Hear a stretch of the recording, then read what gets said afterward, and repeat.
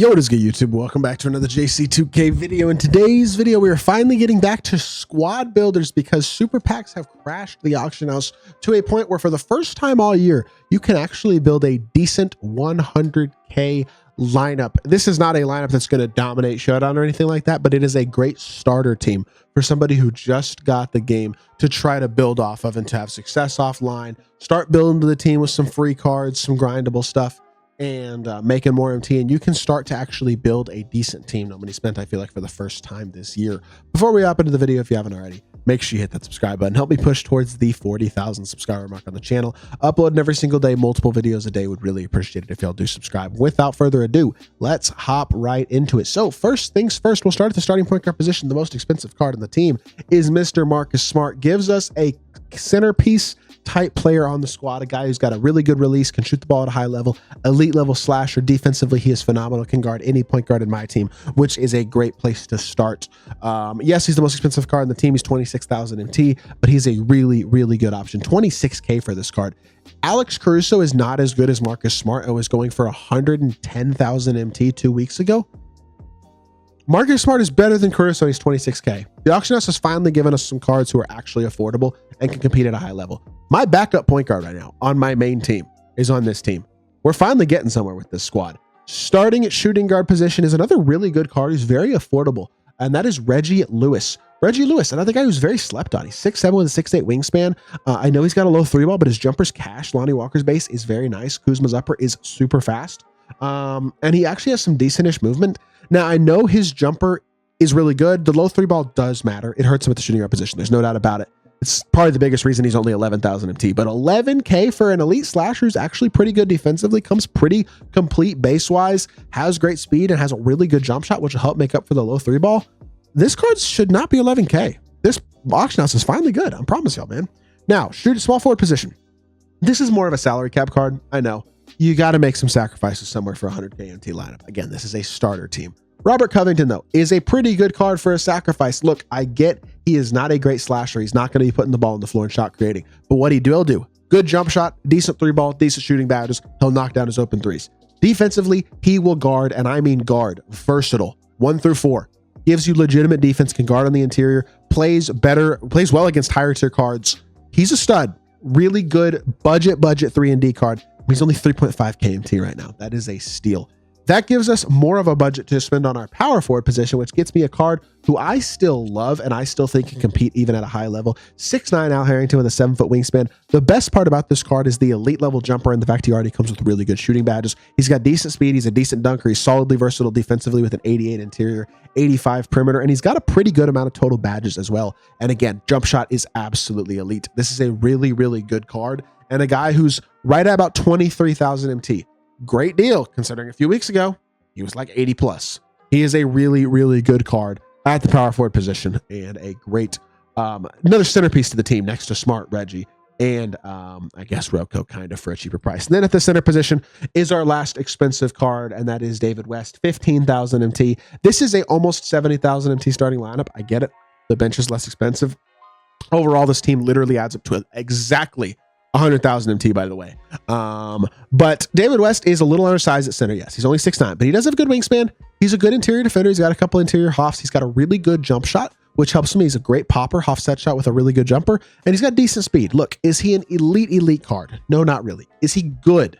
Yes. Again, starter big, going to stretch the floor. Everybody in your starting lineup can shoot. Not a bad starting lineup whatsoever. The bench is obviously going to be much more budget. That's okay. Mario Chalmers, a very good card, especially for a Ruby. He's the best Ruby card, I think, pretty much in the game.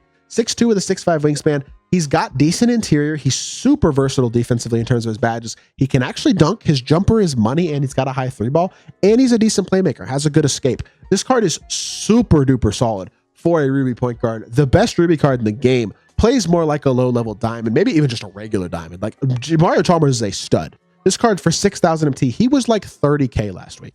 He is a beast, and he has dropped in price significantly, which is a big W. The most expensive card on the bench is Mr. Doug West. Now, you could replace this card with a cheaper option if you wanted to, but I think this card, super slept on. Nobody ever talks about him. He's actually pretty good. 6'6". Now, what I will say about him, he doesn't have on-ball menace defensively. He doesn't have great shooting badges. He needs like set shot specialist, maybe a couple other things added as well. So if you could find a badged out version of him, that would be ideal.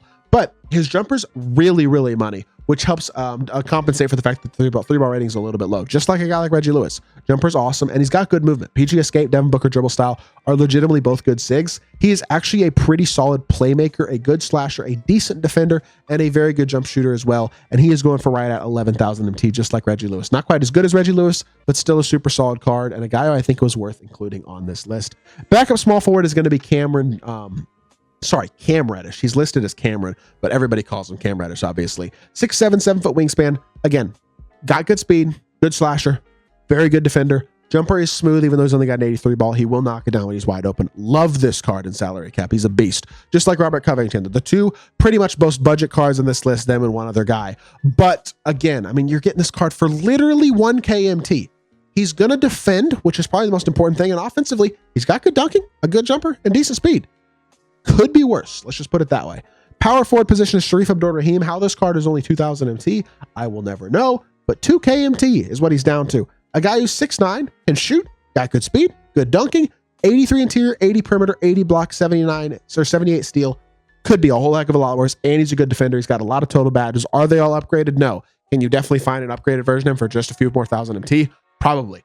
This Sharif card, again, really good budget card going for 2K MT on the auction house. And the final card on this list, another very affordable card, is Mr. Derek Live. The 1.5 KMT gives us exactly 100,000 MT for this lineup. 7'1" center with 80 speed, great dunker. His three ball is actually high enough to hit wide open with the stick as well. Yes, I know it's still super low, but he greened a couple in the gameplay I did with him. Oh, I didn't post that.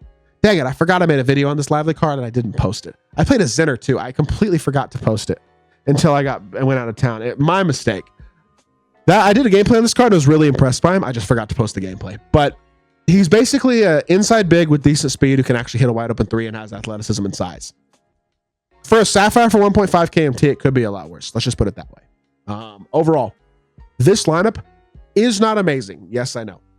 But it is so much better than what you would have been able to build even a week and a half ago at this time. And so for that reason, this is an awesome team. And I think a great step in the right direction for a no money spent new player to my team. And hopefully this video helps out a lot of my new players to my team. I really think it could, because this is a shockingly good team compared to the way that no money spent has been treated all year, with all the other free stuff that's been available as well from the Winter Festival event and the badge packs you can make MT on, and the Opal and Pink Diamond Hidden Gems and Pink Diamond Franz Wagner for free you could add to this team for just a little bit of grinding. Like, no money spent is actually starting to get to a decent spot in my team for the first time this year, and that is progress.